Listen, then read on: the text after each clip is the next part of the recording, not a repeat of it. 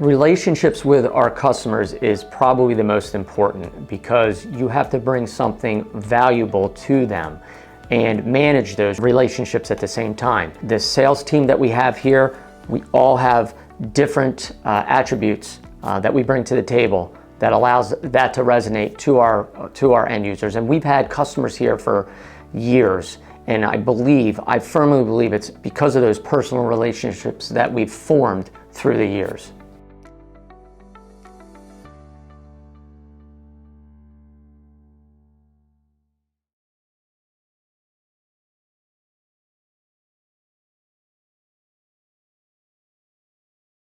My favorite part of working here is, number one, the people.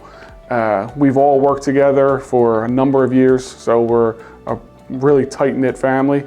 But also, outside of that, we're manufacturing here, and that's something that the U.S. needs. You know, a lot of the manufacturing went overseas, so we're still manufacturing, which is key to America.